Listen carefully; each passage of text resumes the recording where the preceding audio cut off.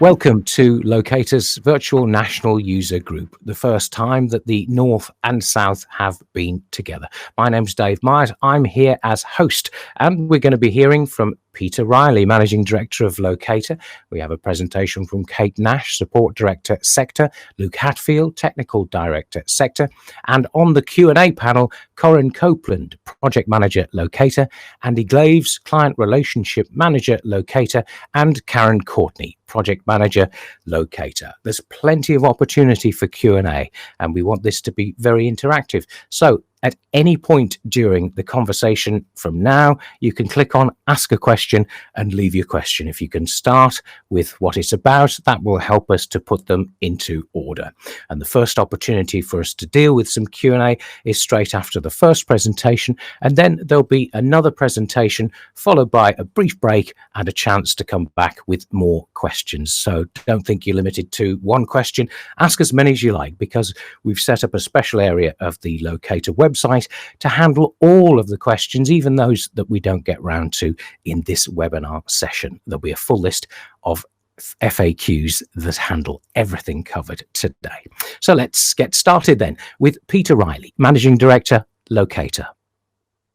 Thanks, Dave. That's really good. And welcome everybody to this inaugural virtual national user group.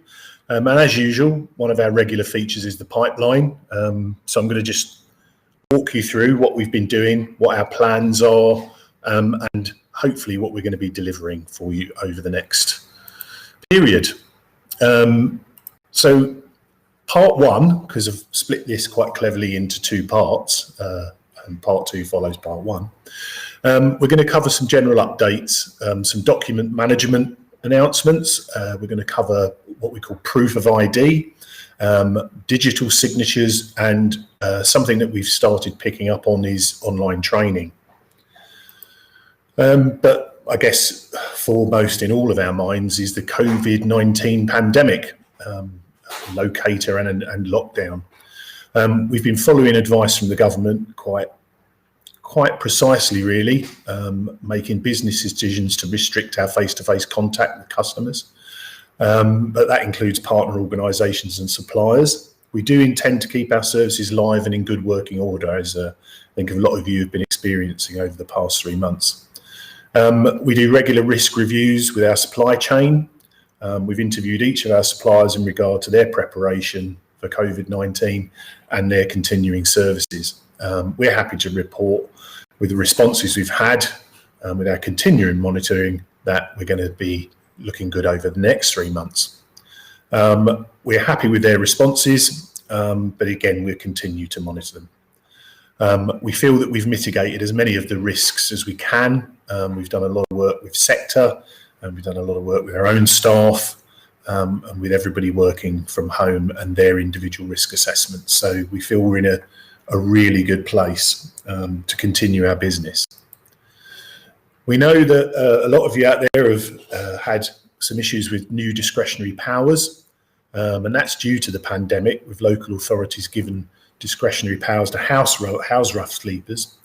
And to allow this and satisfy H-Click reporting, we deployed our 2 ways of recording those, through our standard version and through our landlord upgrade version.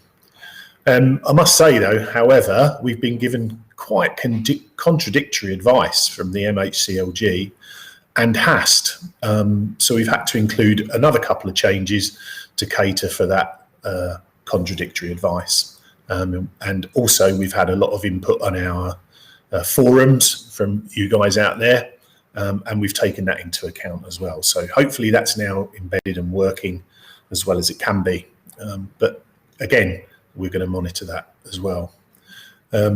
Another thing that we released recently was repeatable tasks, and that allows a question to be set up that can take a number of answers over time. So you can now set up these tasks in your cases, in TA and property tasks. So that should help with maintenance tasks, multiple addresses, and risk tasks. And again, it's quite a simple process. We've put that on our help system, so it's available for you to actually make those tasks repeatable. So no more asking us if we can add task after task after task. You can now do that yourself.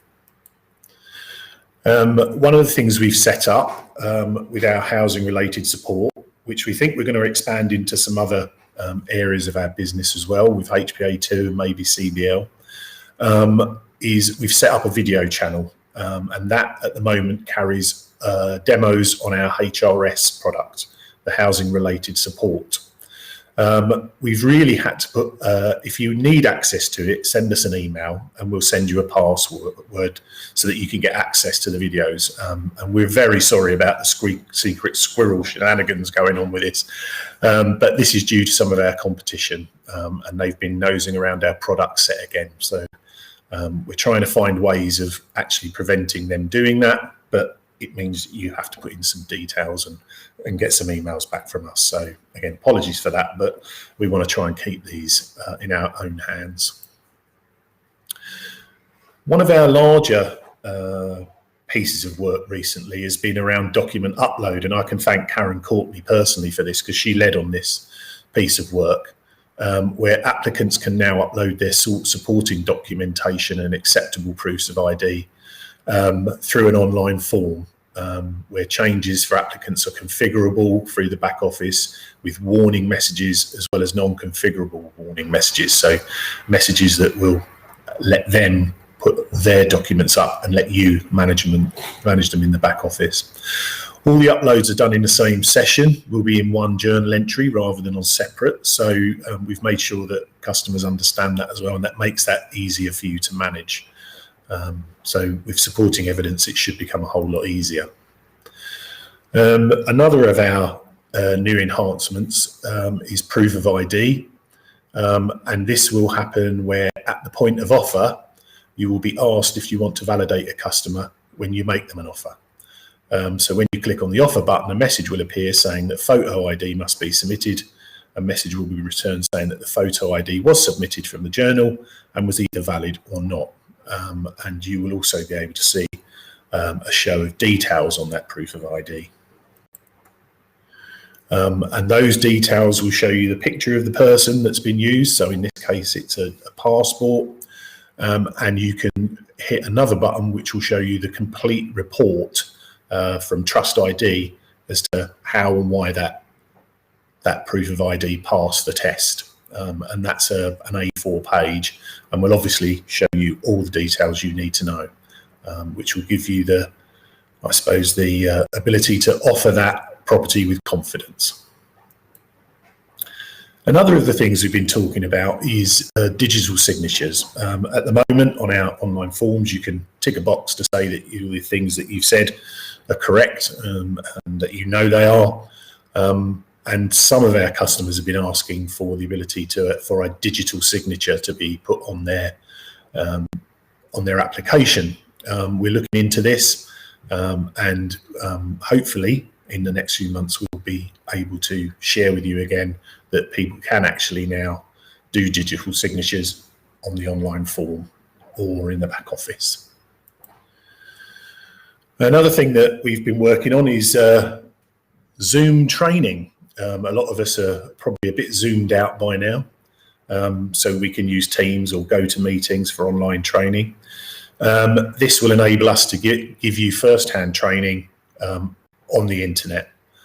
We've designed some sessions to be used for between 8 to 12 officers. Each training session would last for between 1 and 2 hours. But before we entered into the agreement on training, we would try and discuss with you what your needs are and the focus on the priorities in those planned sessions, because obviously online you don't get the ability to drift around like we do sometimes when we're talking to individual officers face to face. So we're planning for these sessions to be quite focused. Also, we're covering train-the-trainer sessions for super users if that's required. And if you're interested in this training, we charge it at £100 an hour. Okay, having seen part one off, I'm now going to start on part two. And this is where we're going to talk about things that are coming up in the future and some of the things that we're working on and have been worked on. And we're talking about things going forward. So the first of our new piece of kit is what we call the third-party referrals, and this is based on the Monmouthshire HRS module. And this one will link directly any housing support services from your CBL HPA2 systems to other organisations, so management between councils and maybe other sectors such as NHS, education and social services. So it's a more open system and will help to manage referrals between separate organisations rather than in between just councils and their service organisations. And that will have full online help section for officers and support providers to deliver those things for them. So just the next stage on to managing external third-party referrals. We're also going to be starting work on what we call a property life history and meeting the fitness for habitation agenda. And this property tool will hold details of the property from inception as a plot through development to finish. We would then be able to record all of the supplicant required survey information, and that includes property condition information that may be required to make sure that that property is fit for habitation. We believe the government fitness for habitation legislation is going to become more of an issue as time moves on. And this system would give the ability to group priorities by scheme, hold whatever planning, grant, build and delivery information that is required against the property. This would be supported by using the tasks and questions process we have in HPA2 and HRS to produce the individual requirements wanted at each level by any individual council. And this will help with disability grant management and moving people in or out of properties where they need to be, where new work requirements need to be done, so you can take a family out of it, the new requirements will be put in and that family can then be moved back in. So we're quite excited about that, but we'll keep you updated as to that as it goes on. Now we're talking about HPA2 rent accounting, and I know for those of you that have worked with us a long time will understand that we have had in the past a reluctance to get into rent accounting. We've sort of dipped our toe in the water with our rent accounting credit processor and the rent accounting add-on for HPA2 to give more depth to the TA part of the system. And again, due to increasing pressure from councils that we work with, I say increasing pressure, it's a nice pressure, it's not horrible, but we're now going to build an enhanced rent arrears management system with a dedicated rents dashboard and recommended arrears actions.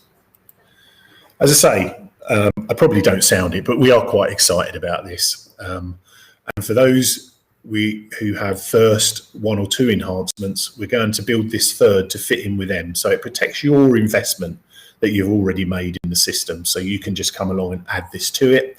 For those that you don't, you can buy them all together as a package that provide a fully functional TA rent accounting system with the ability to manage any bulk rent management functions. So that's going to be a rents importer, which can track data into the system, allows us to bring data from various systems and allows you to monitor it through to the database and view the actual file that's been uploaded. And you can do the same for the export data back into the system and see if it's succeeded or failed. Any data that cannot be assigned to an account goes into a separate suspense account. And from here, you can view the file itself and then go into the record line and assign the record manually to the rent account straight away. We've got a lot of other functions that we thought about. So we've had a lot of feedback. We've got 32 individual rent accounting system requirements that include some of these below. I won't read them all out because you probably end up falling asleep. And we've got 12 individual housing management functions that will come with it as well. And they're all good, but one of the things we are putting a lot of effort into at the moment is what we call big data and AI, and it's using historical data and big data with artificial intelligence kind of wrapped in there a bit. And we'll use the elements of that artificial intelligence and big data to identify trends that may help officers support and manage their customers with rent issues. The AI may be able to highlight issues that are on the horizon and suggest possible interventions that will help customers keep rent arrears under control and maintain their tenancies. So we're quite excited about that, because we think it's a big differentiator if the system can produce actions that you might want to take to help and support your tenants. We met with a development group, which seems an age ago now, with what's gone on in between. But we met with our development group earlier this year, and our development group was formed by 22 councils. We first met in 2019 to consider a potential enhancement to the HPA2 system. We had detailed discussions, and we ranked those enhancements into priority order. By early 2020, the top 10 items had been developed, implemented and delivered. And that lists 15 potential enhancements to be considered for this year. But when we met earlier this year, they discussed the success of the delivery of 2019 from the initial list, and agreed to add 9 more for consideration in 2020. So I think back in the day, we did say that this may be a never-ending list, and it looks like it's going to be. But we also agreed to widen the brief from its original focus on HPA to begin including CBL and other locator products and services. So as you can see, the brief is widening. So after discussing our 24 potential enhancements for 2020, we then sent out a survey and said which ones do you really like, which ones do you not like so much, and what order should we put them in. So they ranked each of the items from 5 highest to lowest. We also had the ability to add notes on each item, so we could see if people didn't like a particular item, why they didn't like it, rather than we just don't like it. We also asked them to vote on each of the 15 items from 2019 to decide if any of them should be removed from the list. Some of them weren't. Some of them were voted to be removed, but as of this moment, we haven't decided to remove any. So we'll have a good look through with Kate at Sector to see if we can't either rescue some of them or actually consign them to the deep, as legislation has moved on and people's minds have changed. These are the results of the survey. This really isn't to discuss these with you at this point. It's really to put them up there so that you know that when we circulate the presentations, you'll have that list for you all to look at. So hopefully you'll find some in there that you like and some in there that you don't. And if you want to discuss them, please put them up on the forum, because I'm sure some of the development group will be on there and be able to discuss their thinking with you. Now moving on to new partners.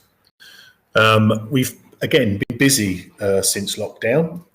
We've been working quite hard on some of our marketing and trying to get out there and in amongst people. So some of our successes are that Lewisham is now a partner with CBL, and they should be going live in the next 3 to 6 months with their system.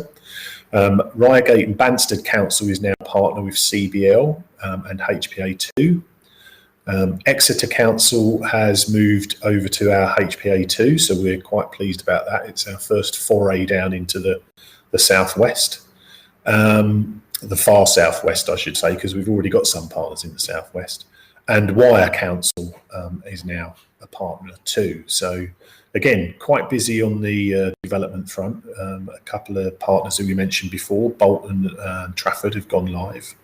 And we're now working with Salford as well. So again, even as we speak, partners are coming on board. We've had tender and demo work with Coventry City Council.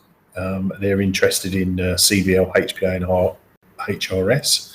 And the London Borough of Merton is also interested in CBL and HPA2, so we're awaiting decisions from them. And the East Northants Group are interested, but are currently on hold with their tender process, so we'll hope to pick those up soon. So really, really busy. Lots of things going on. Lots of people interested. We've had a brand new inquiry yesterday from a council in the south. We've got another council interested in the Midlands as well, who used to be a partner and are coming back. So that's quite positive news and very, very new. So and future possibilities. So getting ready for tomorrow. Today, that's a great strap line. I'm not sure who came up with that, David. Choice-based lettings refurb using HPA2 and HRS functionality is something that we've just begun talking about. I've had a couple of partners asking what we're doing on that. At this moment in time, we're not doing anything other than just having a meeting to see how it may look and how it can be brought into the fold, if you like. We're working on lots of additional integration work with housing management system providers. So we're busily working on APIs and connections with various HMS providers. So that's good news. We've seen a marked increase in online demos, meetings and training as you guys out there get more used to these tools for building and maintaining relationships. And our staff find them quite good. And in a way, I think we find out a little bit more about each other when we're online rather than in face-to-face meetings. Sort of teams seem to make people more open. So we're quite pleased with that. And we're doing an internal review of online digital services and efficiency services. So just trying to explore ways in how we can make life easier for you guys out there using digital services. As you can see from some of the stuff we saw in part one, we'll be doing quite a lot more of that sort of work over the coming months. So that's it from the Locata pipeline. So we're really pleased with everything that's going on. We do keep you updated with newsletters and we'll continue to do that. So thank you very much. Well, it's time for some Q&A. So the questions are coming in thick and fast. We are live with these, so please feel free to ask as many as you want. And don't forget, we'll have a catch-all because even if we don't get to you live, if there are too many, we will be publishing all of the questions and answers on the Locata website. So let's get to it. Steph is asking, as well as saying, hope you're all keeping well. MHCLG plan to include the collection of personal identifiers gathered by local authorities to track long-term health, justice and housing outcomes of all of those presenting for support with housing, including rough sleepers and those accommodated during the COVID-19 crisis. This involves the local authority sharing personally identifiable data with MHCLG through HClick. Would personally identifiable data be easy to collate and, where possible, exclude if clients do not consent from the Locata system, or would changes be needed? Peter. Oh, thanks for that, Dave. That's a really good long question to start off with. And Steph, we're all right, Steph. Thanks for the question. It's a really good one. However, because it's so long and quite complicated, I'm going to hand that over to Kate, if that's okay. Kate, will you be able to answer that one? Yes. Hi, Steph. It was actually in the original specifications. So we built the code to produce what the MHCLG required. So the code is actually still there, sitting in the background. So in a sense, we're ready to go. The reason why it didn't happen originally was because of the issues with regards to sharing personalized data with central government. So once those issues are overcome, we've actually got the code, so we're ready to go. Thanks, Peter. Thanks for that, Kate. That's a really good answer. I don't think I would have even attempted to answer that one. So thanks very much. Right, Dave, any more questions? Yes, one that's fairly quick and easy. Wendy's asking, can the slides be distributed following the presentation today? Yes, of course. What we normally do is we normally create PDFs and distribute them. But what we're also talking to Dave about is having the PDFs available for you to download, as well as have a look at these recordings for the presentations and that available for you post-meeting. Excellent. Next, Kath is asking us proof of ID and document upload from clients. Is this available on HBA2 or just CBL? Well, that's another good question. I'm going to pass that one over to Luke, I think, as Luke is our expert on document uploads and proofs of ID. So, Luke, are you there? Yep, I'm here. Thanks, Peter. Yeah, I mean, we've built the Trust ID document verification has been built on CBL because we figured that is the place that is going to be needed the most in terms of obviously vetting IDs for housing. We weren't sure that there would actually be a need for that within the HPA. With the document upload, of course, you can upload via HPA, via the PHP, and as well on CBL via the public website. So the document upload is available on both, but we've only built the sort of the Trust ID into CBL. I mean, it can be built into the HPA, but as I said, we didn't really think that it would be needed for that. So yeah, back to you, Peter. Thanks, Luke. That's a really good answer.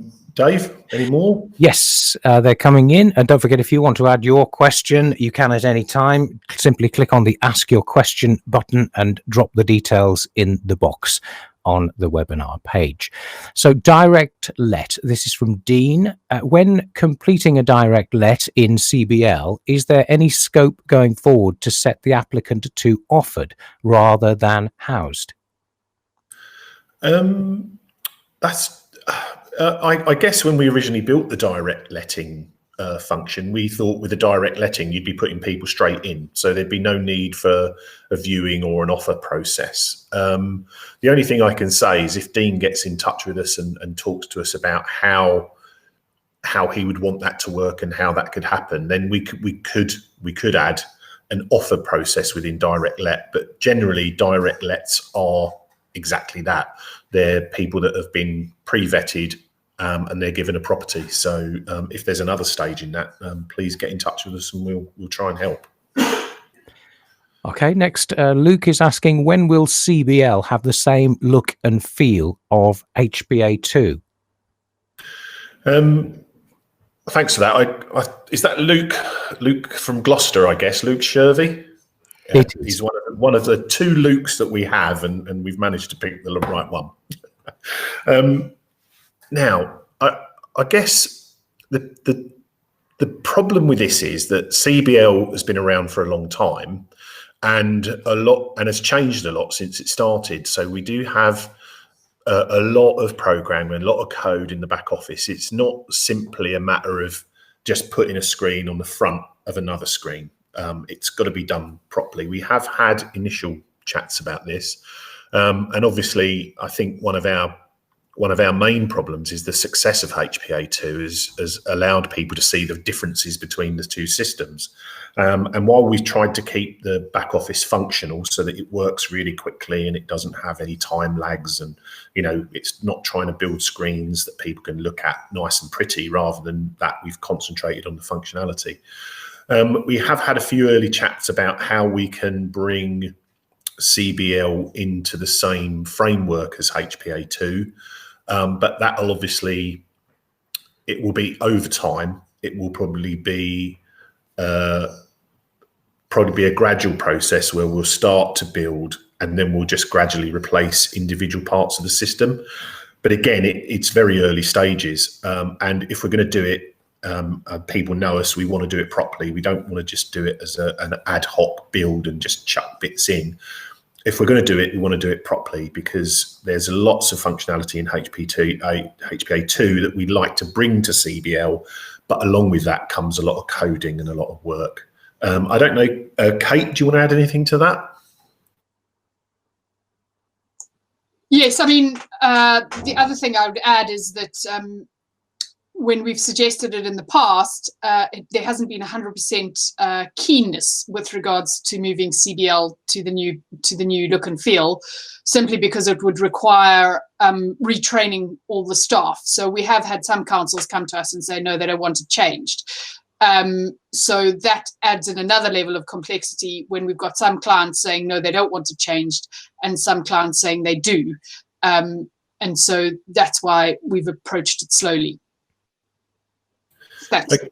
Okay, the other thing I guess I could add to that is that the last development group, which is a formation of 22 odd councils that send representatives along, for the last couple of years, it's been mainly focused on HPA2 because that's been the thing that everybody's been talking about and thinking about. But at the last meeting, we did say that the next meeting would be more focused on CBL. So I guess that can be one of the things that we'll begin talking about. So I guess by January, we'll have a reasonable plan and we'd have had a few discussions. And at the moment, we've been sort of spending all our development money on HPA2. So that's where we've been focused. Okay, Dave? Thank you. Could you please go over again the enhancements that allow customers to upload docs? Was it CBL only? This is a question from Alison. Yeah, thanks, Alison. I think that uploading documents has always been available in HPA2. So if people want to upload documents to the back office, there's a very simple procedure for that. They do that through their PHP part of the system. And I think Luke covered it a little bit earlier. So it can happen in HPA2 and it can happen, it is happening in CBL. So I think that was the question. I didn't lose track there, did I, Dave? No, I think you've answered it well. See, I talk so much, I sometimes forget what the original question was. So do interrupt. Next question. You mentioned working on a digital signature facility on HPA2. Do you have estimated timescales when this is likely to go live? Oh, that's another tricky one. So I'm gonna pass that over to Luke if that's okay. We definitely are interested in digital signatures, but I know Luke was looking into parts of that for me. Yeah, as you say, we've just been investigating for now to see if it's possible and how to integrate that into the system. It's not something we've actually started work on yet, but it's something we're discussing with Locata about doing. You're probably looking to have something towards, maybe end of the summer, or maybe have something that will be ready for you to look at. But as I say, we haven't started on it just yet. It's you, Peter. Thanks for that, Luke. So next question is from Patricia from Ashfield Mendip District Council. When we update a case to put them into prevention or relief, we don't always get to do it on the day that the duty becomes effective. If we do this a few days later, the 56-day countdown clock starts from the day we update the system and not the date that they actually started to be owed the duty.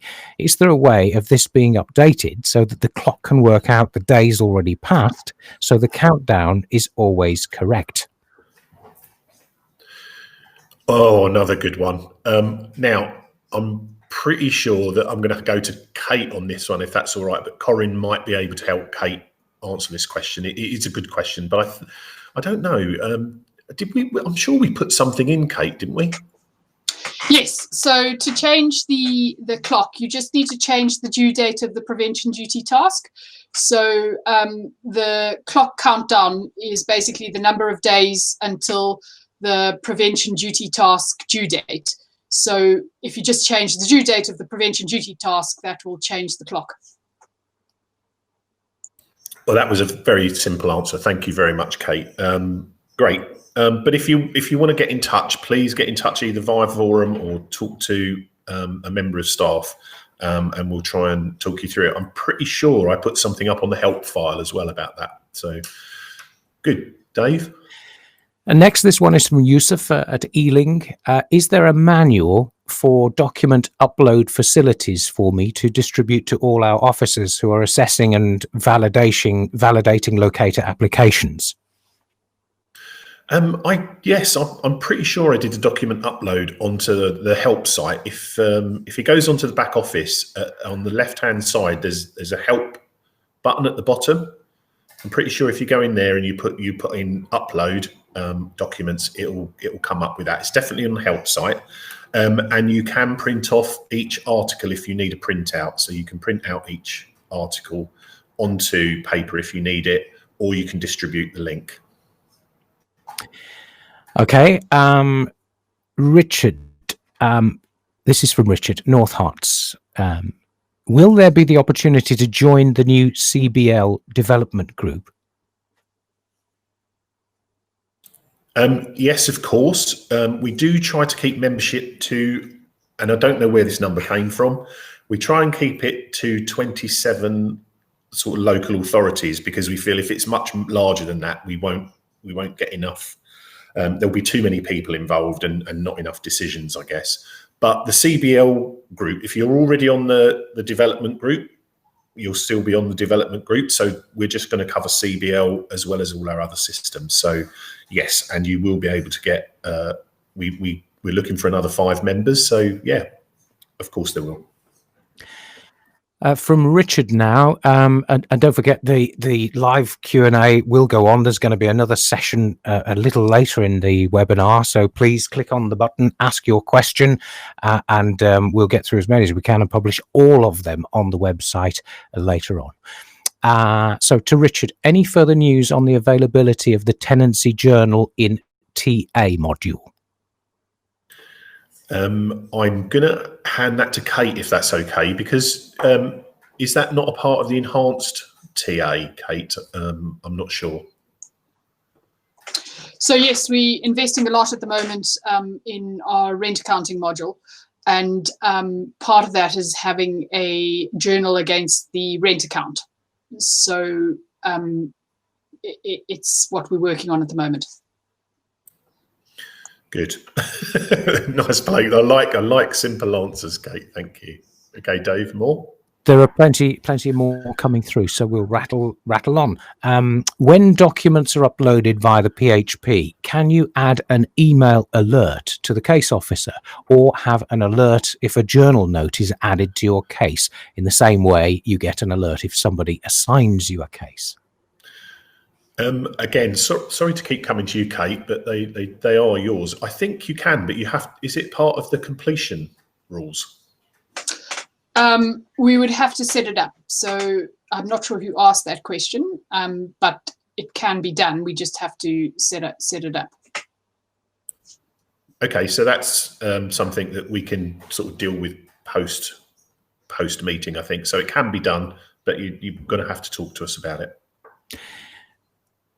GDPR download in CBL, there is a delay of 1 day when you want to download all the data. Will this change to same day like HPA2?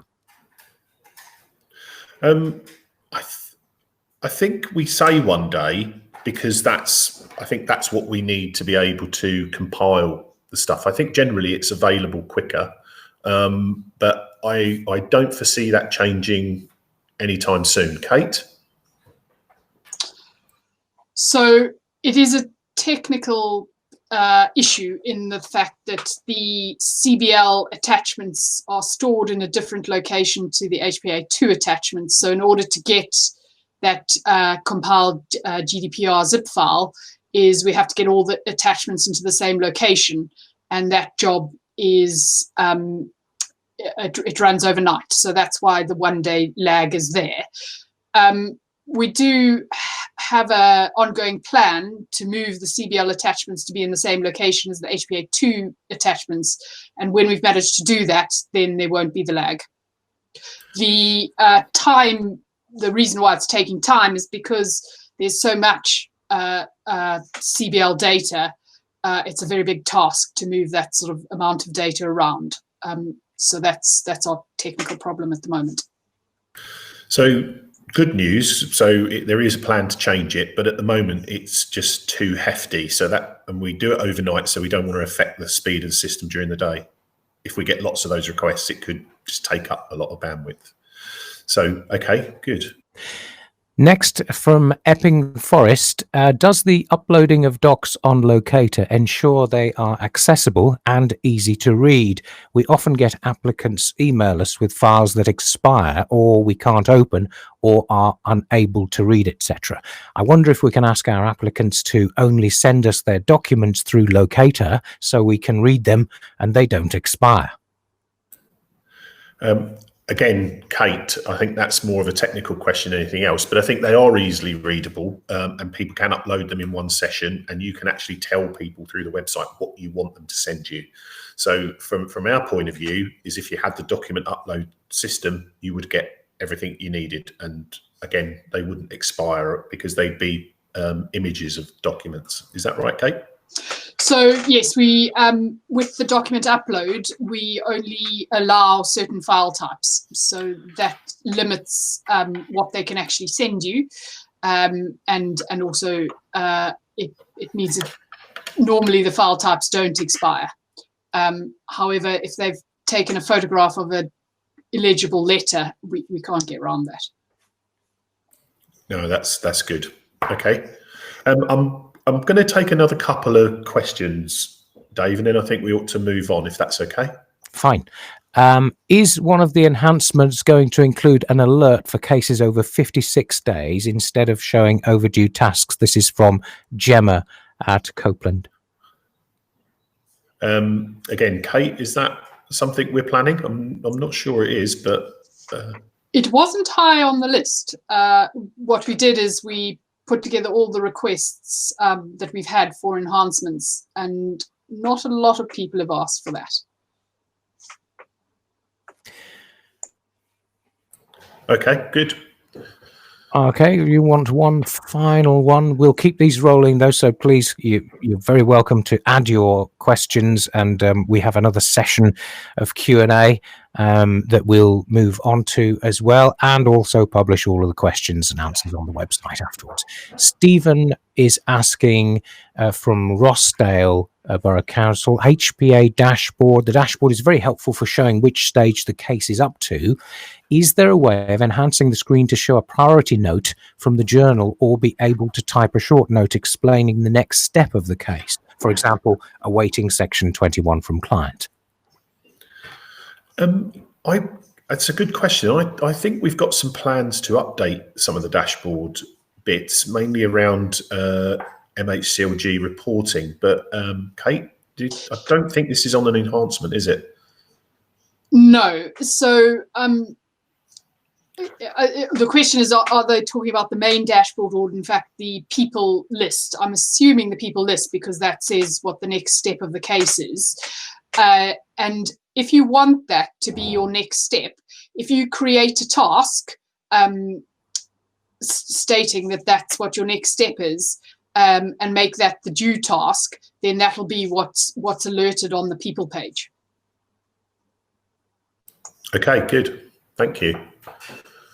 Well, I think that's taken us right up to time on the questions a bit. If we want to move on, Dave. Yes, if you want to take it's up to you as to whether we take a brief comfort break now, or whether we press on with the presentations and take a break later. It's up to you.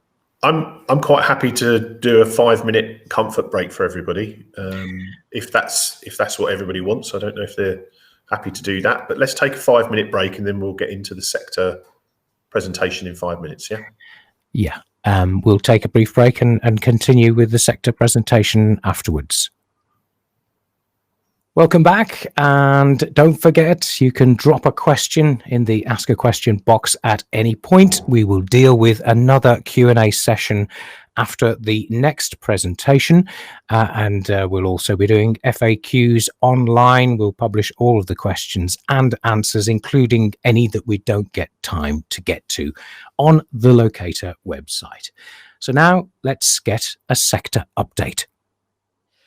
Hi, I'm Kate Nash. I'm a director at Sector, and I just wanted to give you an update on some of the enhancements that we've built over the last 6 to 8 months, and some of the things that we're working on at the moment.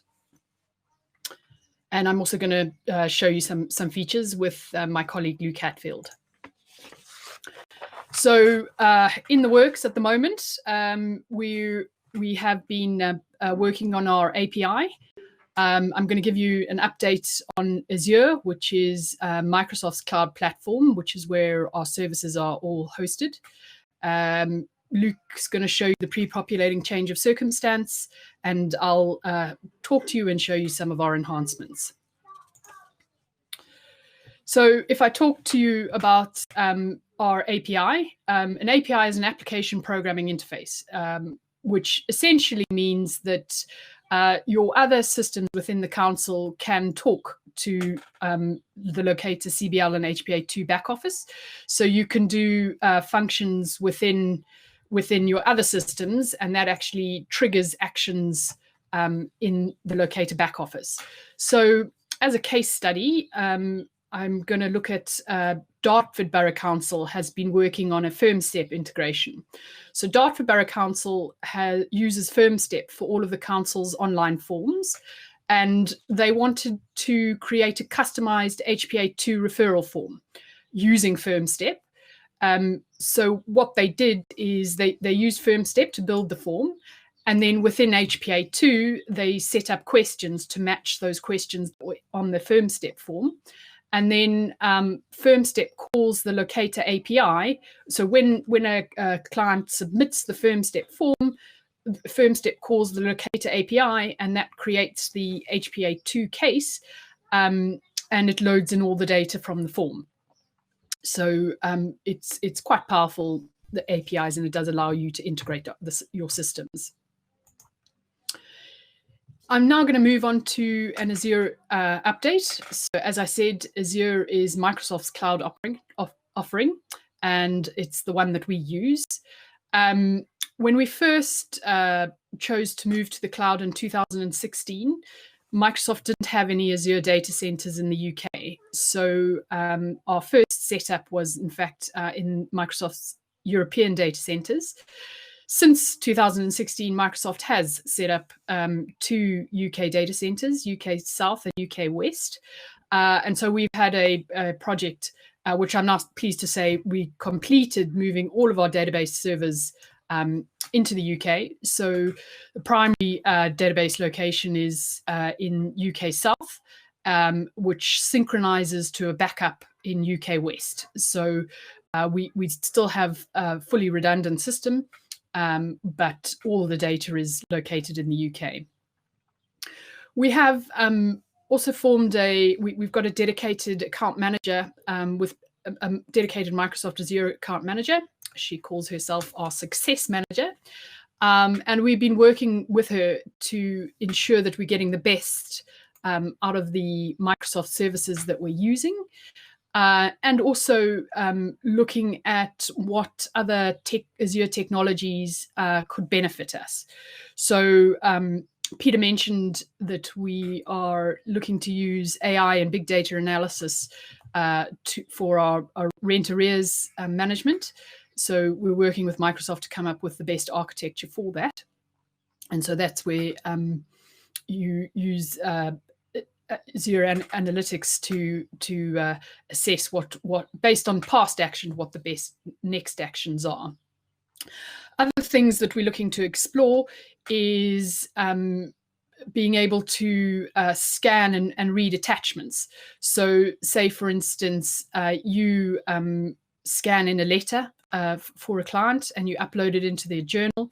We can then use Azure services to read that PDF and then be able to do text searches on the actual attachments. And handwriting recognition has improved substantially. So even if it's a handwritten letter, in some cases, the Azure services would be able to read that. Obviously not if it's from a doctor, because nobody can read doctors' handwriting.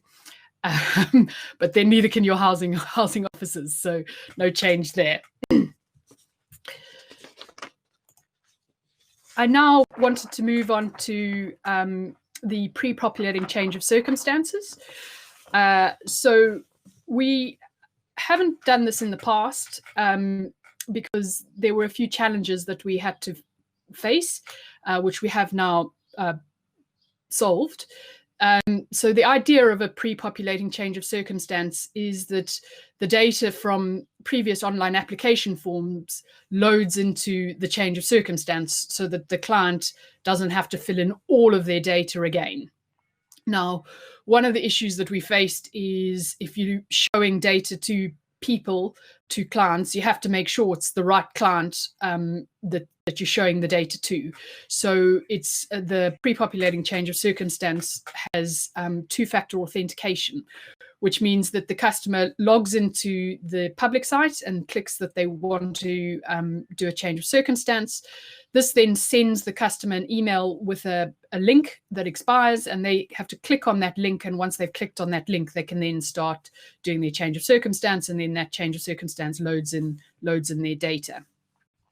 One of the other challenges we had is that data is linked to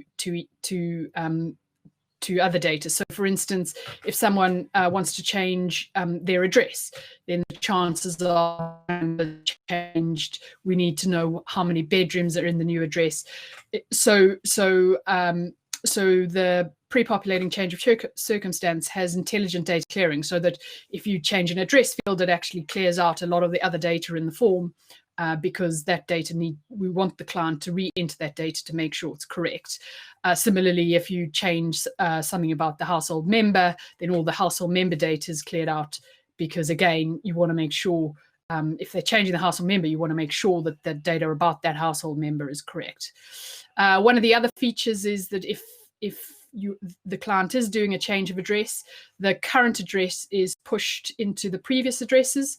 So that it helps the client with their previous addresses. And with that, I'm going to hand over to Luke, who's going to do a demo so that you can see this in action.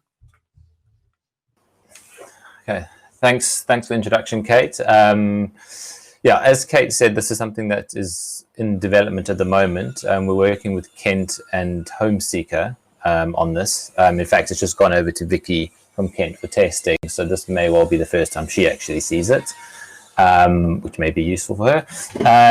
So yeah, I'm going to take you through exactly how it works. As Kate said, we had difficulty in the past coming up with a way to get this to work, and there was a bit of a reluctance to actually do that, but the approach we've taken with Kent and HomeSeeker is really just to simplify it as much as possible.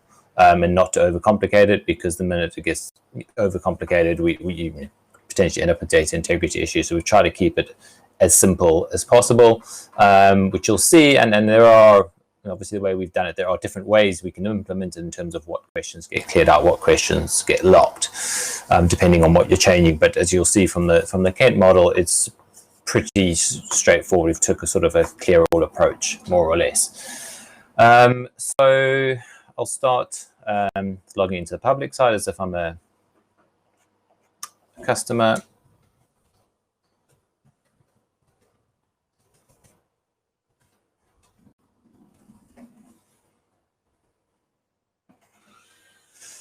And you'll see that you have the change of circumstance button, as many of you will have already. When that's clicked, you'll see instead of popping up open with the form, which is what your blank changes of circs will currently do, is actually going to email me a link to make sure. And that's to say, what we're basically saying is, okay, you have your login for the site, for the public website, but do you also have access to the email address we have registered for you? And that creates your two factors. So at least we're verifying them twice. So you'll see the emails come in, and it's got my link there for me to click through. So what we will do, pop it in.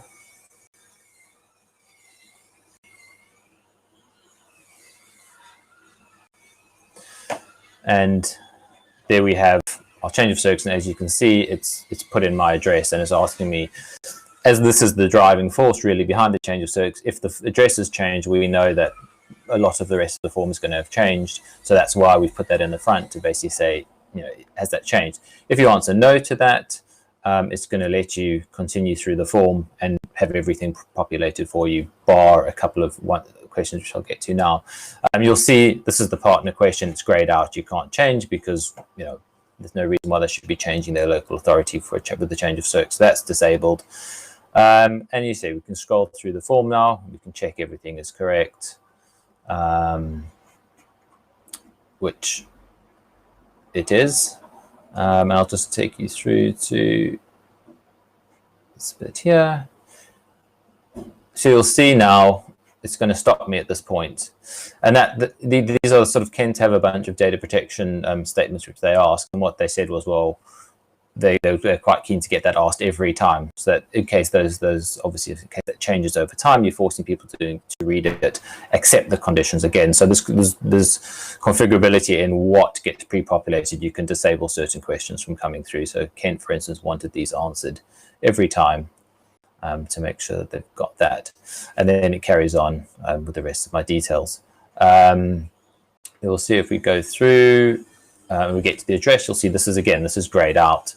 I've already said my address hasn't changed, so I shouldn't be changing. I can't now say, well, I have no fixed address. I can't change my current address, and I can't change my previous addresses because I've already said that. So again, it's just to keep the data correct and stop people saying, well, no, my address hasn't changed, but then going in and actually changing it.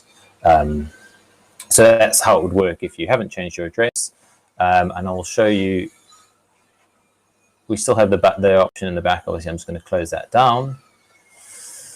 We still have the option in the back office here for an officer to complete a change of circs, and that will pre-populate. Oh, sorry, I just need to refresh to get a new key, and you'll see that will.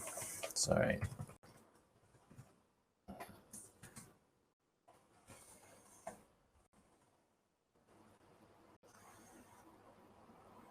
That will pre-populate. However, there's no two-factor on this because we know it's the officer coming in from the back office. Again, same thing. However, this time I'm going to say, well, actually, my address has changed. And you'll see I've still got my partner question populated, but pretty much the rest of the form has now been cleared out. And as I say, Kent took this approach because this is where the complications lie, really, and we decided, well, the easiest is, well, if the address has changed, we pretty much want them to confirm everything again. So let's pretty much clear out the form. I'll quickly scroll through to the addresses to show you how that works. But other than that, you'll see pretty much everything's empty. Now, again, this is configurable. So if you decided, well, actually, you wanted to sort of make that a bit more detailed and go into each question and say, well, we'd like to keep these 5 questions but get rid of these, then that is possible. Obviously, it can affect the flow of the form if you've got different routes through the form. If you're not clearing out questions, or let's go through. For instance, personal details probably haven't changed, so that's something that you could leave untouched when they change their address.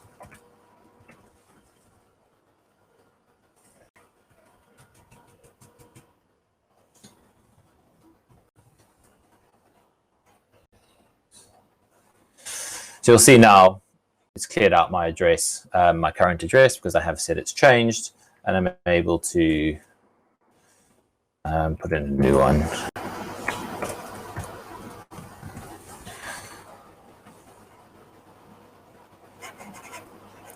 It's going to ask me when I moved in, as I'm doing my change of circs now. It would be this month.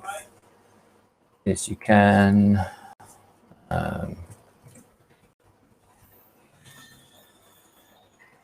And now we'll get to the previous addresses, and you will see it now has my main address is now my first previous address. It won't let me continue because it's saying, well, we know when you did because you told us that, but actually you've now clearly changed your address. So when did you move out, and why did you move?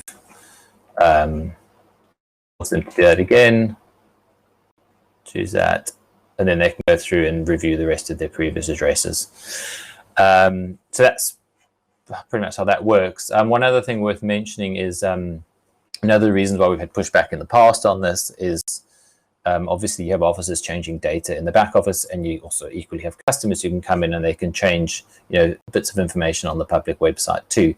And as the form database and where we store the forms is completely separate to the back office, obviously there's that link there. Well, they've changed the email, they've changed their phone number by contacting the council or by doing it through the public website, but now they've gone into the change of circs and it's showing their old email and their old phone number, and that was clearly going to raise questions and calls to your call centers. So what we have built is the ability to highlight certain fields in the back office or on the public site, and those, if they are updated, they will carry across into the form. So for instance, if I went here and I changed my phone number, I went in to do a change of circumstance, it would have my phone number, my evening phone number, as that new number. It wouldn't have the one I entered the previous time I did a change of circs. Now, again, what Kent are going to encourage staff to do is to change as little information in the back office as possible, especially where it is a question that appears on the form. And so that can be done obviously just with training and asking staff, certain fields that shouldn't be changing if at all possible, but also you can actually lock down those fields in the back office. So they'll still be visible sort of here in the edit member tab, but they would not be able to be changed because we know they're on the form. So you don't want staff changing them. And in theory, what you want is customers to be logging in and doing a change of circs. If that information has changed, for instance, address or anything like that, you really want them to be doing the change of circs, which should be easier to direct them down that route, because instead of filling in an entire form, which might take them 40 minutes, it's pre-populated. So they should be able to do it in a few minutes. So that is, so whilst we do allow you to link some fields from the back office to be updated on that form, obviously try to keep those to a minimum. Generally, as I said with Kent, what we've done is just done the sort of the contact details, because those are the main ones that we know that the customers are going to be coming in and changing. And that's pretty much it from me. As I said, we try to keep it simple, but we think that it should be really useful for a lot of you out there. So switching back over to you, Kate. Thanks, Luke. What I wanted to do is also pick up on some of the other enhancements that we've done. Peter did mention some of them earlier on in his presentation. As Peter said, we did have to push through some enhancements because of COVID-19. One of those was quite a few of our councils had restricted access to the back office by IP, so that staff could only actually access the back office if they were in the council buildings, which was a problem when everyone suddenly had to work from home. So what we built is two-factor authentication for staff accessing the back office. So how this works is that if a member of staff they log in, but then we recognize that it's not one of the IP addresses that we recognize for that council. So then we send the staff member an email saying to access the back office, you need to click this link, and then the member of staff has to go to that email and click on the link. And once they've clicked on the link, they then get logged into the back office. Another thing that changed was the MHCLG requirements about reporting on rough sleepers.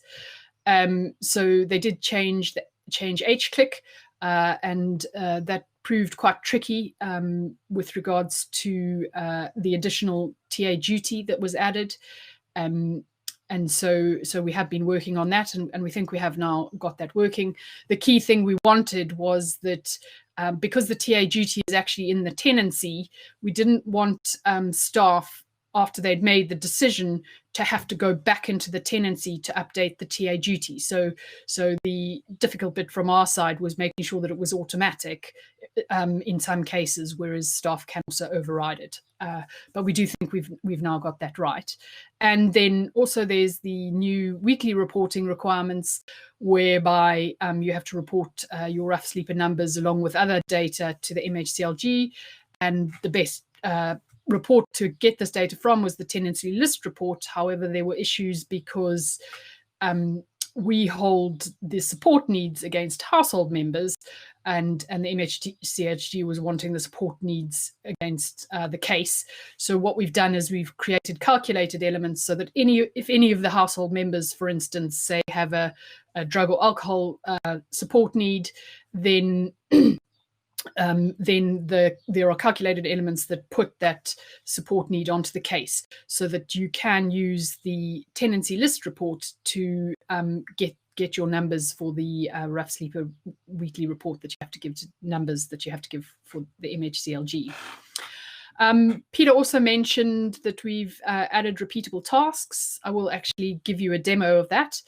And another enhancement that we've done is if you've got CBL, lettings, and HPA2, when you look at a case in HPA2 for the first time, as you know, it automatically does a duplicate search. That duplicate search has now been extended so that it searches across lettings, CBL, and HPA2. So at this point, I'd like to give you a demo of the repeatable tasks. So although this looks like a live site, it's actually a test site.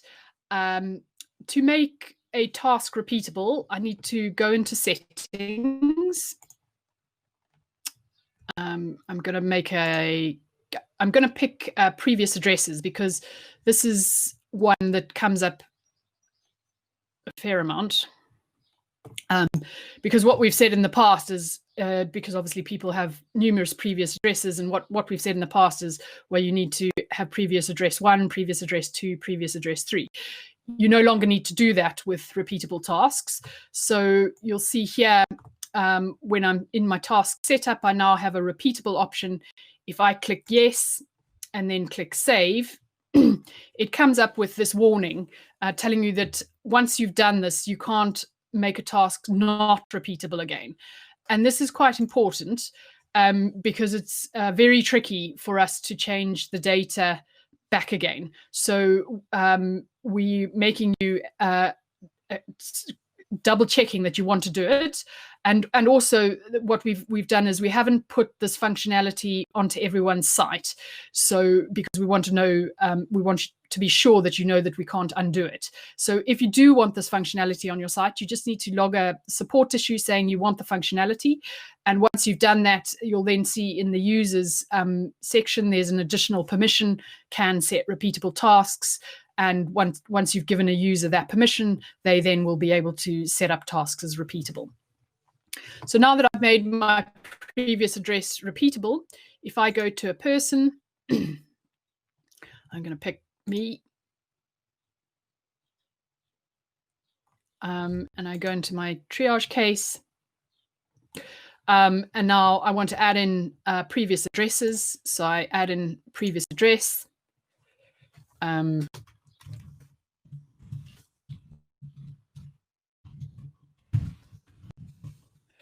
And I can save that. But I can also, if I click previous address again, and you'll see it's added in another previous address task. In the past, if you'd done that, it would have said this task already exists in this case. So that's the benefit of repeatable tasks. The other thing to point out is if a task isn't repeatable and it has the same question in it, that question answer will pull through But as you can see from in previous addresses, the data here has not pulled through to the data here. So I can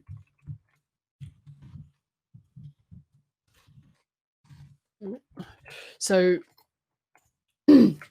I can capture a full history of previous addresses. And this functionality is across all of the task modules. So you can do this in the temporary accommodation module. You can do this in HRS. You can do it on to any tasks. So if I stop sharing, some of the other enhancements that we've done is linking lettings change of circumstances to creating an HPA2 task when a change of circumstances is submitted. So this if you've got CBL and say someone submits a change of circumstance, that then automatically creates if the person has an HPA2 case, it automatically creates a task on the case and assigns it to the case officer and makes it due, so that when the case officer comes in on their people page, they see that there's a due task review case because change of circumstance has been submitted. So they can then look at that change of circumstance and make a decision as to whether or not that in fact affects the HPA2 case. We're also at the moment testing categorizing non-journal items. So one of the things that you can't do, that you haven't been able to do in the past, is that you can't categorize correspondence, letters and emails and other non-journal items, and so we're building an enhancement whereby you can, which is a nice enhancement to the journal. Another thing that we've done is timesheets in the housing related support module. So if your support how your support contracts work is that you in fact monitor the hours that each support worker spends on a case, and then you pay per hour. We now have a timesheet feature within HRS so that you can track those hours, and so that you can then work out how much you need to pay the support workers, but you can also see how much you've spent per case. So that's it from me. Thank you for your time, and yes, I look forward to your questions. Thank you, Kate. Thank you very much for that presentation, and also Luke. We have questions coming in thick and fast. We've got ourselves plenty of time to squeeze yours in as well. We'll be covering them right now live, and also mopping up with anything that we didn't get time to cover. We will be answering afterwards, and it will also be live on the website as FAQs. So we have a question here. When offering enhancements, you seem to have changed from bespoke to off the shelf. With this, you seem to have changed from an upfront development fee and then a smaller annual support charge to a larger annual charge with no development charge. Why is that? Well, oddly enough, I think I'll take this question. I won't pass it out. I might ask for some clarification, but the reason we moved from enhancements and development to enhancements where we charged a fee was that we decided that Locata and Sector were best placed to develop IT and deliver specifications and work on specifications that would suit the majority of our clients. So what we did was we tend to now invest, in fact, hundreds of thousands of pounds in developing software that we can offer out at cheaper prices, so people don't have to come up with a huge development bundle and then have support. So what we tend to do is we build, we enhance, and then we sell it out at a price that everybody can afford. And that really was because we were encountering councils that were smaller than the larger councils. They didn't have the amount of money, and to get access to these large developments and enhancements, they could afford a smaller support fee. But also they didn't have the staff to be able to develop these products to an extent that they completely change. So our view was that we moved to this model because it tended to suit the larger function of our clients. That doesn't mean that we don't work in that way anyway, because we do have clients that come up with a development fee and then pay a support fee. So we still do that, but it tends.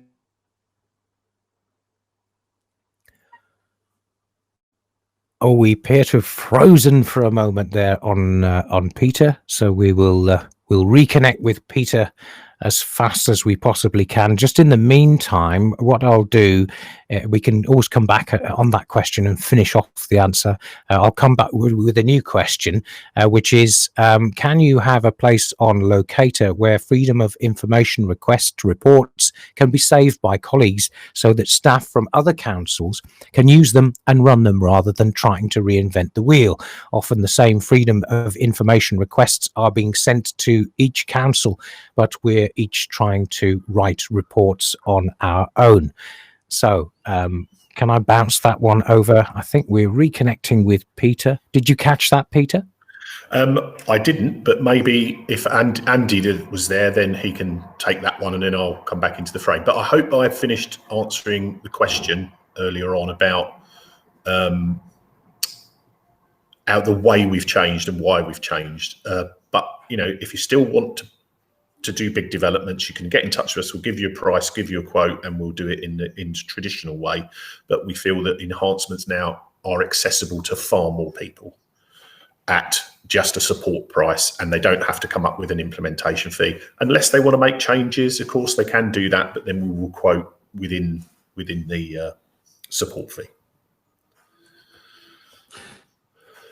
Andy, would you like to pick up on the freedom of information requests and give your view, or pass it to who you think is? Yeah, sure. Thanks, Dave. I think the person probably best placed to answer this is probably going to be Luke, who will happily pick that question up on freedom of information.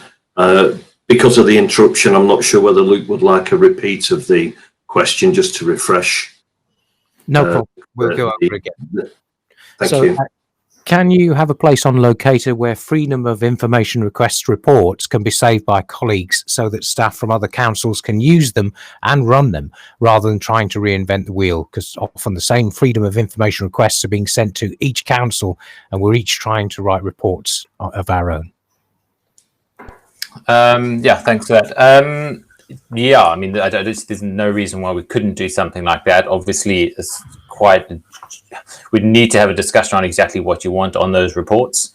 But there's no reason why we couldn't have a report that's shared across the councils. You know, as you say, it's not a fixed report at the moment. It's something you're having to build up yourself. So I don't see why we can't do something like that. If we could spec it out, then we could get it built and it could run across. So I think it's just an enhancement request. But if you want to contact us, contact Locata. I'm sure it's something we can talk about and get built. No problem. Okay, thank you. Gemma is asking us, when is the MHCLG RS enhancement going live, please? Right. I think I'm going to hand that one over to Kate because I'm trying to translate it. I guess RS means rough sleeper. So, Kate, the rough sleeper enhancement. Is it live? It is live, yeah. So it went live you did send out a newsletter about it, but it is live, yes. Great. I like those nice, short, simple answers. Terrific. Dave, many more questions? Yes, there's plenty coming in, so we'll crack on. Epping Forest are asking if some of the H-click validator errors have a link that take you straight to the problem, others don't. Any chance you could ensure all H-click errors have a link to the problem field? Right, I'm going to make a quick guess here, but I would say Luke is probably best positioned to answer that. No? Or Kate? Kate, sorry. Well done, Luke. Nice fender. Kate? Can you log that on the support site? Because they should all go to the correct place. So if it's not working, please can you log it on the support site and we'll fix it. Okay, support site and a quick fix. So great. Thanks, Kate. Over to Hastings next. In CBL, is there any way for the online change of circumstances to have selectable options so the clients can select their reasons for the change of circumstances and then only have to fill in part of the form that applies to those changes, such as change of people in the household, etc., or let us know of new changes, such as new medical need? Right. I'm going to keep my fingers crossed on this one. And hopefully, Luke, is that coming to you? Yeah, that's fine. I'll answer that one. Terrific. So we've steered away from that, as I said in the demos, because obviously there can be any number of reasons, and it's very, very difficult to make sort of short forms based on each of those reasons. And what we found was when you start digging into those reasons why they've changed and these shorter forms, it has a knock-on effect. For instance, as we said, change of address, everything changes. Change of your household makeup, it's all going to affect the assessment. So it's very difficult to allow them to go in and change, a handful of questions without it affecting the assessment as a whole, which is why we want them to almost complete the whole form. But it's also why now with the pre-population, it's not as onerous for the customer to go and fill it in. So they shouldn't have an issue going through and quickly clicking through. And if it's just their medical that's changed, they can change their medical. If it's just some household members that have changed, they can change it without, yes, they're going through and reconfirming everything, but they're not having to fill it in. So it's not taking them 40 minutes, it's taking them, sort of 5 or 10 minutes. But you're forcing them to go through and check all their other information is still correct. So at least, their assessment is going to be correct. Whereas if we whittle it down to a couple of questions, there's a good chance that maybe they've forgotten something else has changed that may well affect their assessment. In terms of medical, we do have that's slightly separate, and we are able to build separate medical forms so that they can go in and just complete a medical form and submit that, and it gets attached onto their application. But that's sort of the only one we do it with. is the medical, but it's sort of a separate piece of work. It's not really part of the change of circs. So as I say, it's not something that we're looking to do just because we find it just gets a little bit too complicated. And we're not convinced your data would be correct if we start trying to do partial forms. So yeah, hope that answers that, Peter.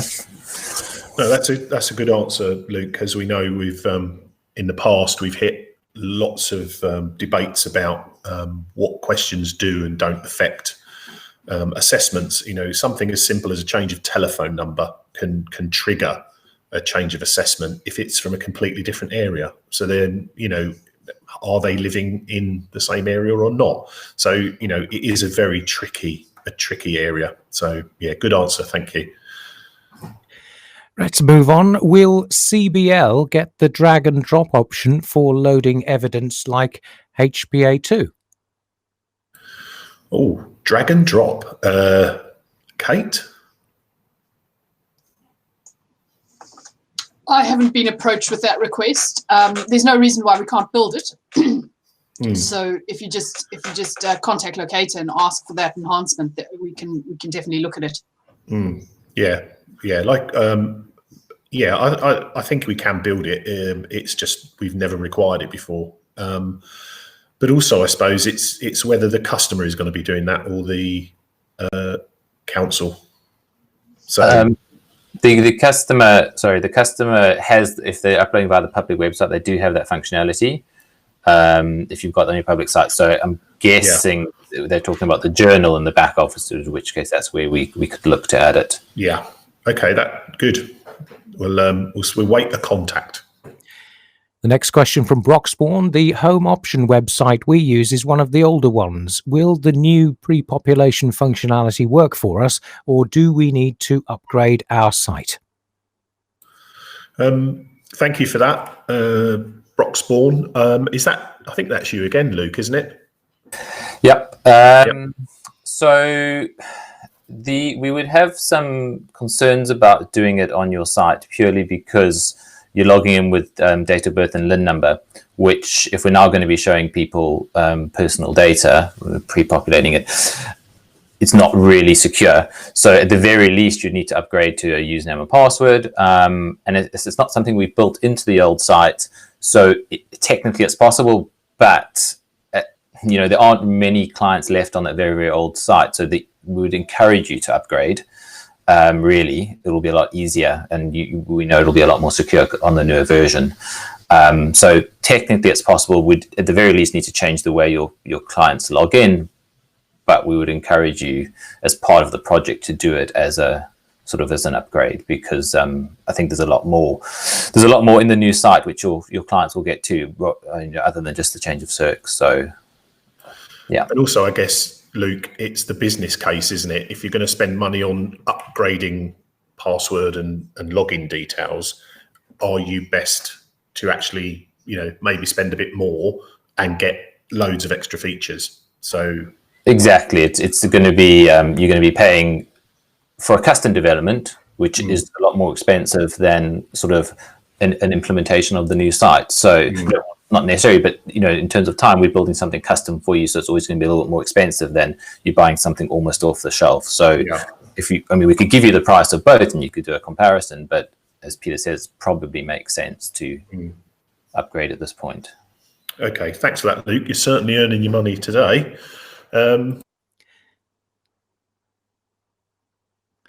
Let's move on. Any reason why the officer designation can't be included as a letter field? The field is populated as per the login. Saves having to change the hard-coded officer designation each time. It would really help. Great. Well, I saw a slight flick of the magician's hand in Luke, so I think we'll probably have to go over to him, Luke. Yeah, it's a good suggestion, I guess. Not something we've really thought of, but as you say, we are currently populating the letters with user information. So I don't really see any reason why we couldn't. I guess it's one of those speak to Locata. and we can see if it's something we can do, or if we can see if it's a small enhancement. But something like that maybe is something that we'd just get done, because I think it would be useful for everyone, and I don't see it being a lot of work. No, I think that's a good idea. If it's useful for one on HPA2, then we can probably look at a development budget for that.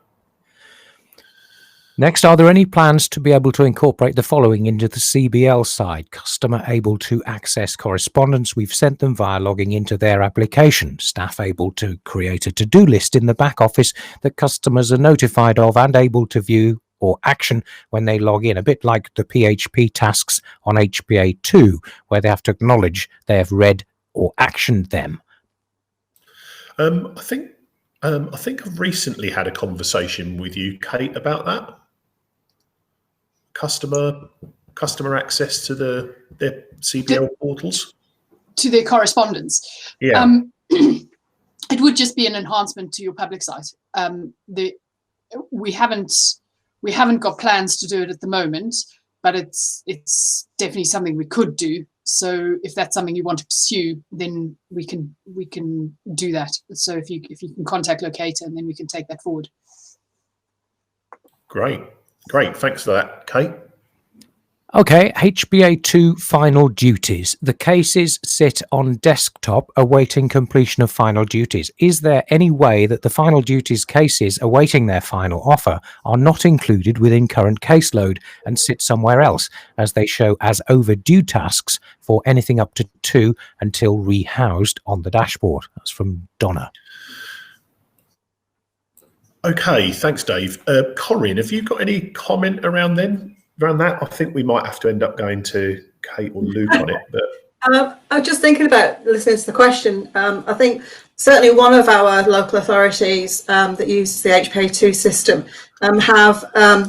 they've created a series of second tasks, if you like, for their each officer, so that they have the ones that they're actually working on, they're doing the investigations and that, and then they've created them again, so they are literally the cases waiting, all that's waiting for them is awaiting an offer.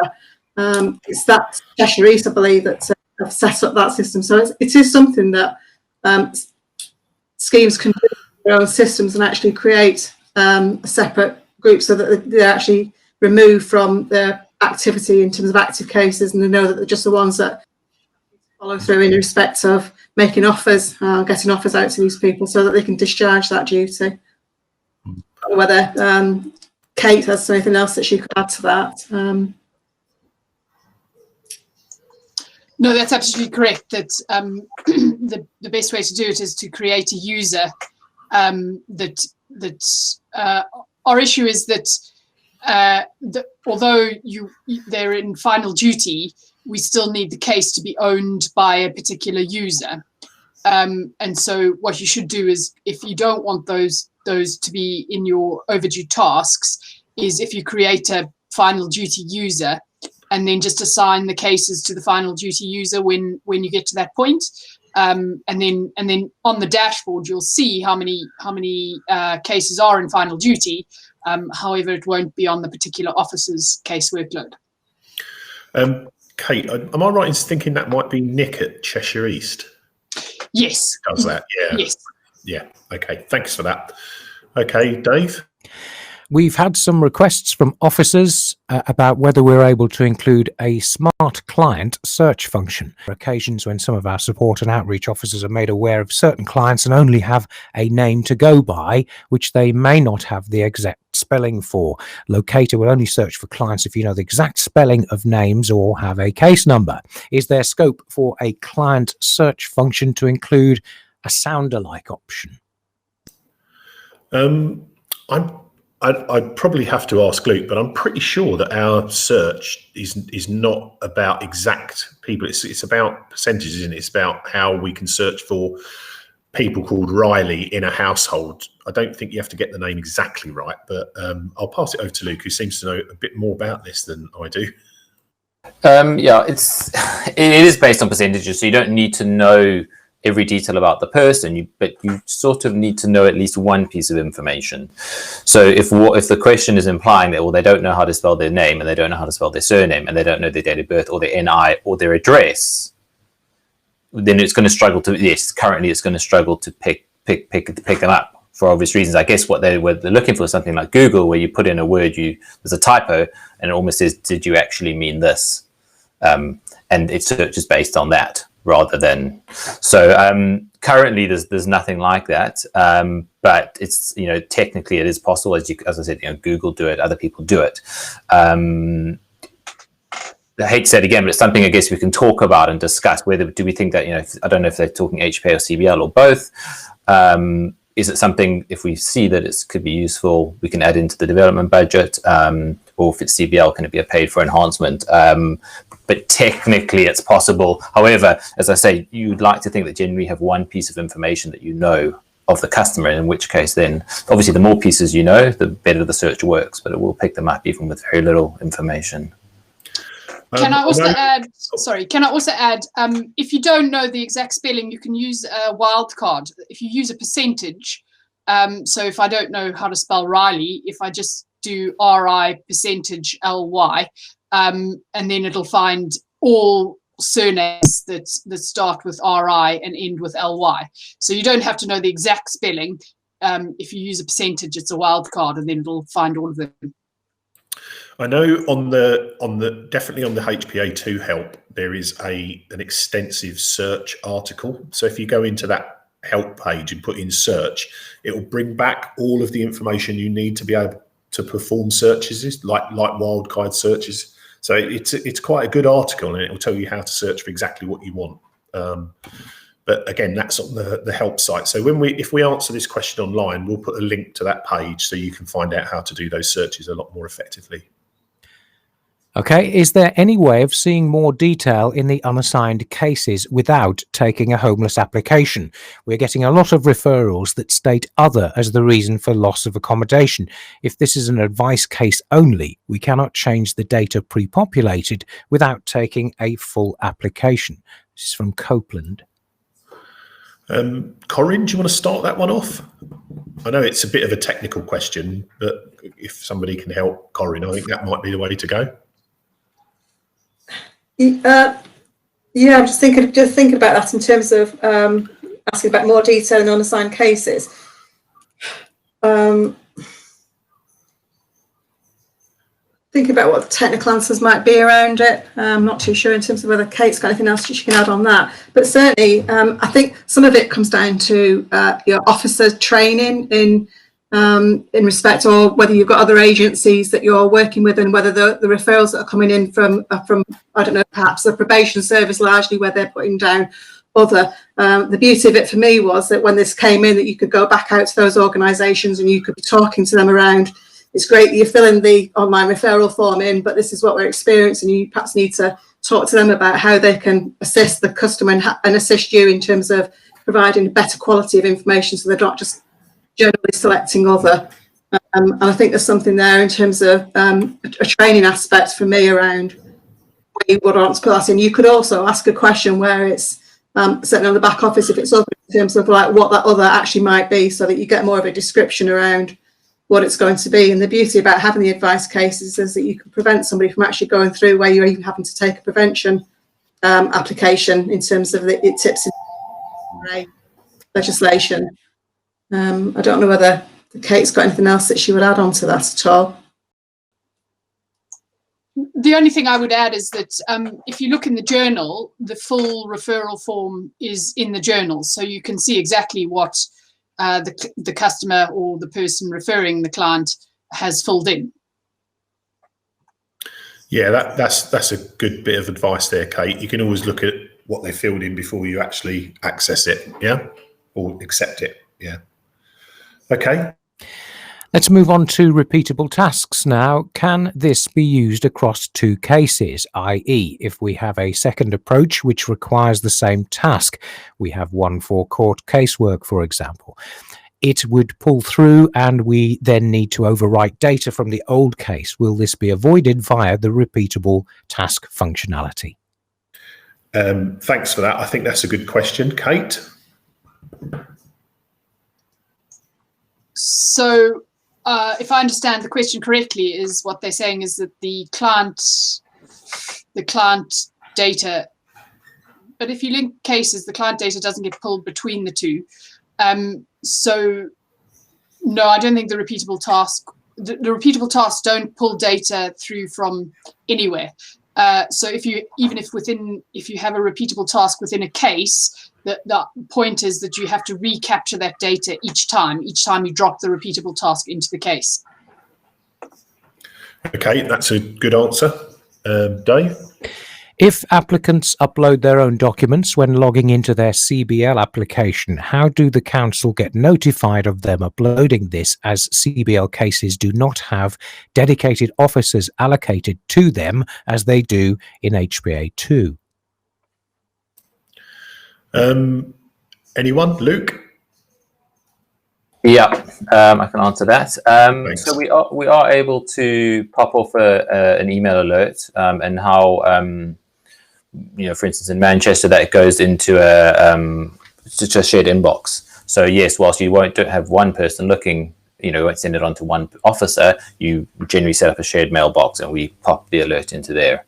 And that's configurable. It'll also create a task within the back office for an officer, or again, if you've got a back office user that you send tasks to that are shared by multiple officers, well then we assign the task to that person. The email will go to that shared inbox, and then whoever wants to pick it up can pick it up. Good, thanks for that. Next question is from Sharon. If a local authority within our scheme adds a repeatable question within HPA2, will this amend it for the other partners in our scheme, or just solely for that local authority? I think that's Kate, isn't it? Sorry, Dave, which council is Sharon from? South Cambridgeshire. So within South Cambridgeshire, there's limited access to what you can see on your other partner's cases. But if you can see the other partner's case, then you will be able to see the other partner's repeatable tasks. Great. Thanks, Kate. Next, we've got one on passwords. Applicants can reset their own passwords. Why can staff not reset their own passwords? I think staff can change their own passwords whenever they like. I'm happy to be wrong on that, but I'm thinking that in the back office, at the top of the screen, there's a button that says you're working for this council. Next to it is a change password link. So you can change your own password as a member of staff anytime you like. But every 3 months they will get reminded that they need to do that. Kate, I think that's right, isn't it? Yes, I'm not sure everyone knows that you can actually click on the change password. But if you do click on the change password, you can change your password. Within HPA2, if you click on U on the left-hand side menu, then you can reset your passwords through that screen. Okay, I think Luke's got an additional point. Yeah, I think obviously that's once they're logged in, they can obviously click the change password and change it, which is fine, they can, but I'm guessing if the person asking the question actually asked when they're trying to log in, they've forgotten their password and they want to now reset that password, they would have to go to their manager or the super user on the system, who then needs to go and reset it to, which will reset to a random password. I think it is something we've spoken about recently, actually, Kate, about putting that into the login screen, that they can reset themselves, and we'll send them an email. I'm not sure if there's any security concerns around that, but you say it's not currently possible. You need to go to a super user to do that reset. But I guess, Kate, it's something as I said, we've spoken about, so perhaps we could do. I think, sorry, Kate, I think the conversation was with Mark, that if you do that and somebody does get access, then they can do a lot of playing around inside. If they do actually get access to the back office, I think it was Mark who didn't want stuff to be exposed like that. We have steered away from it, quite simply because if you have to go to your manager to ask for your password to reset, then your manager is effectively verifying the fact that you aren't still an employee. However, as Luke said, if it is functionality that you want, working conditions have changed. So it's harder to, it's not like you can just pop across the office to ask your manager to reset your password. So it is probably something that we can look at now. Yeah.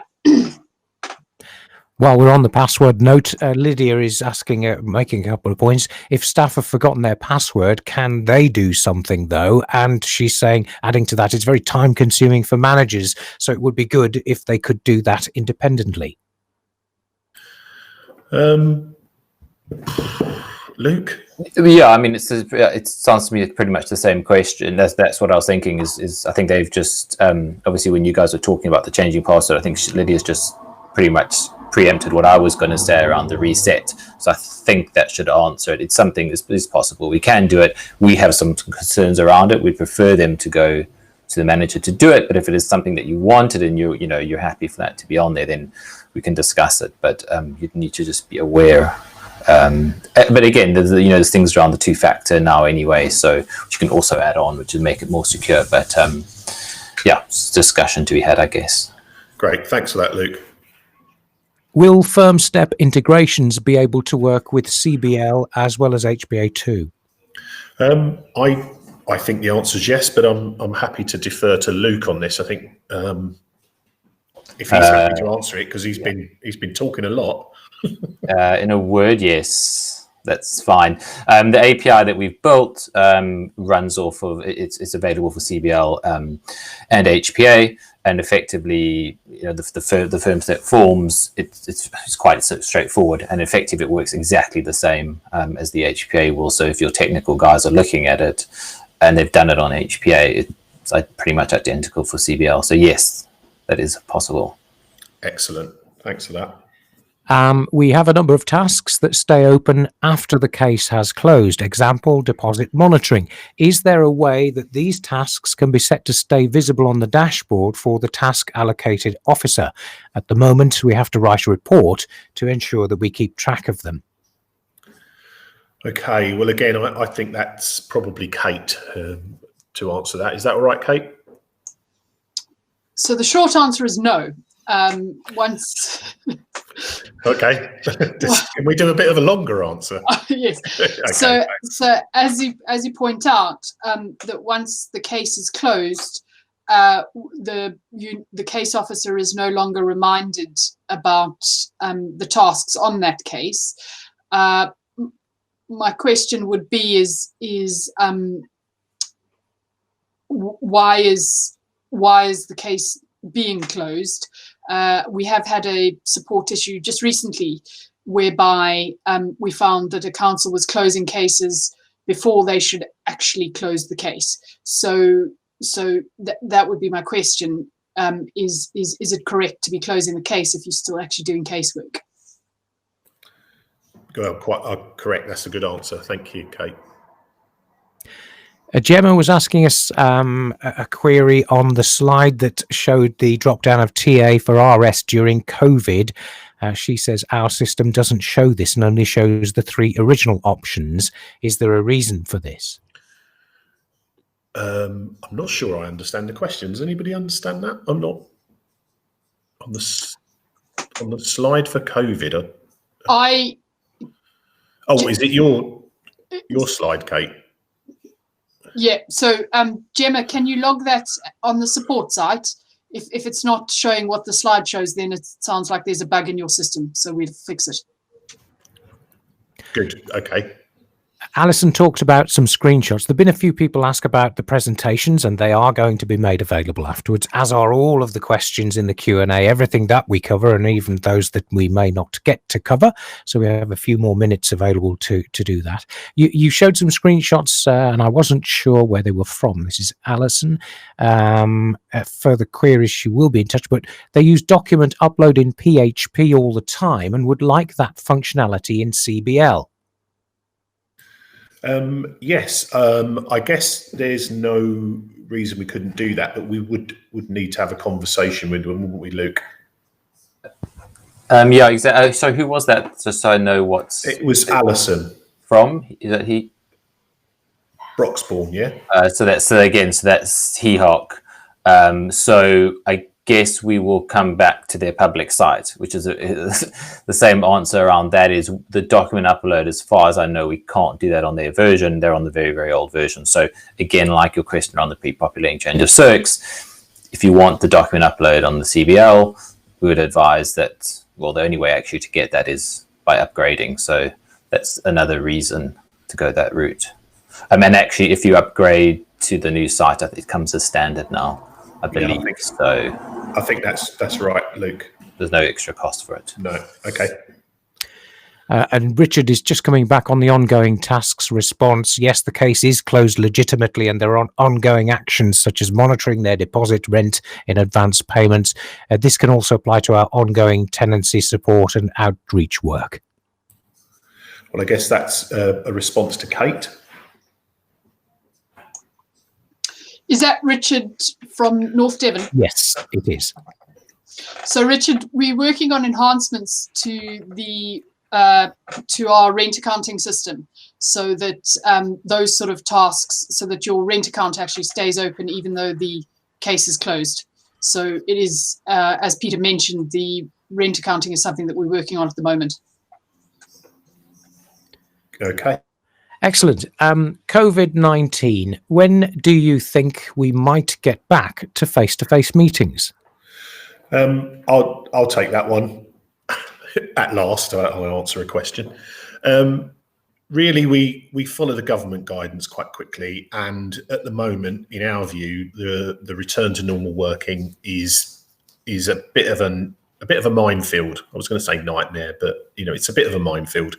I think that from a company point of view, we probably won't be looking to get back to normal until after January at some point.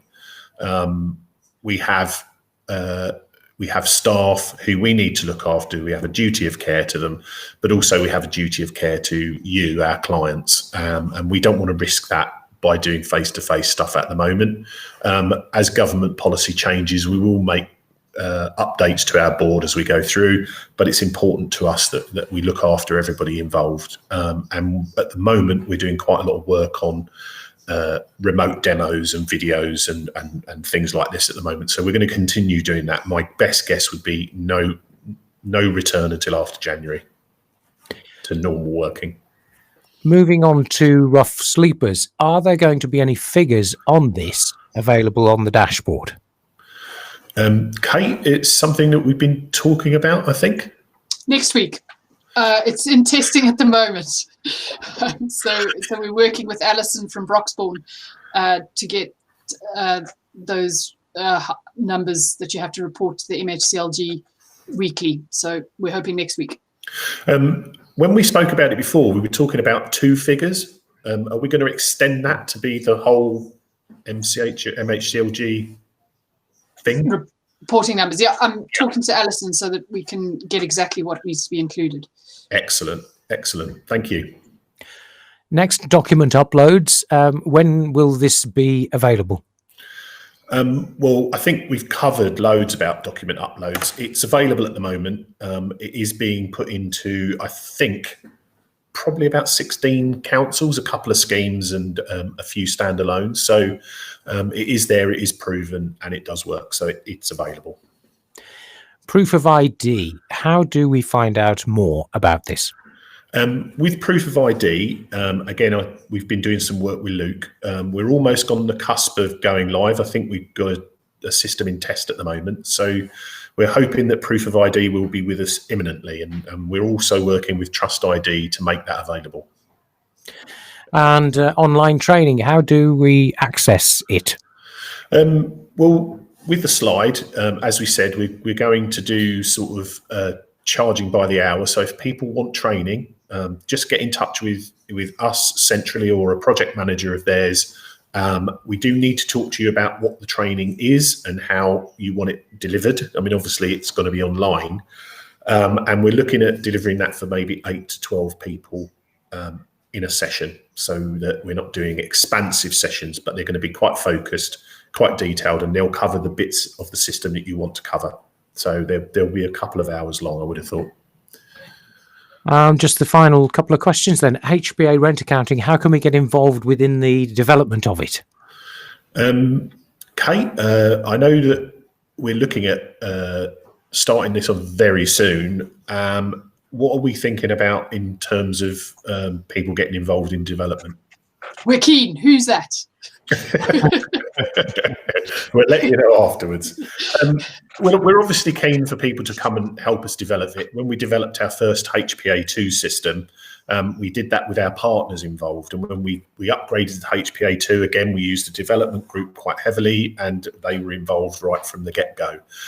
With rent accounting, we've got a few councils involved, but obviously we are open to develop with partners. We think the more partners involved, the more the system will cover all aspects of what they require for a TA rent accounting system. So yeah, we're keen. A final couple then: big data and API. How will this work?